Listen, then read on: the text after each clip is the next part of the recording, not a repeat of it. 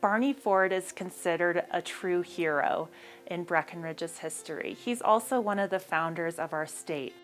This is a man born a slave and ultimately becomes a very successful entrepreneur in the American West. Known as the Black Baron of Colorado, Barney Lancelot Ford was born in Stafford Courthouse, Virginia in 1822. His mother was an African-American enslaved woman. His father was the landholder, slaveholder. Barney Ford eventually escaped from St. Louis and made his way via the Underground Railroad to Chicago. And that's where he met his wife, Julia. Barney followed the gold rush to Colorado. He was here in Breckenridge in 1860. He started getting gold out of the ground, and he was chased off. Men of color did not have real property rights here this was Utah territory in 1859 and 60. As legend has it, Barney buried his gold on a Breckenridge mountainside, now called Barney Ford Hill. Barney went to Denver and opened a barber shop, restaurant, and even several hotels. The barber shop was in the basement, restaurant saloon first floor, boarding house second floor, family's apartments third floor. And you know how he got people there? He offered free carriage rides from Union Station to his establishment.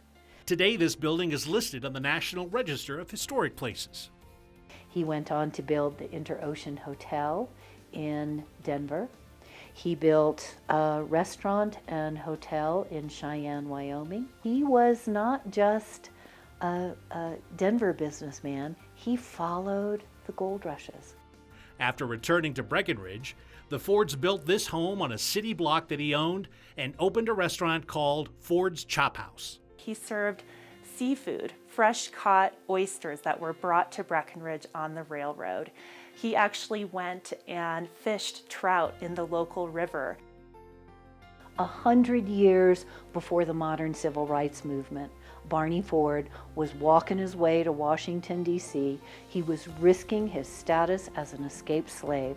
The first draft of the Colorado State Constitution did not include a provision for black suffrage. So Barney Ford met with leaders, he lobbied in Washington, and when a second draft of the Constitution came out several years later, it included a provision for black suffrage, which Barney Ford had worked very hard to include. A wealthy man by this time, Barney turned his talents to education. And he establishes the night school to teach people to read and write.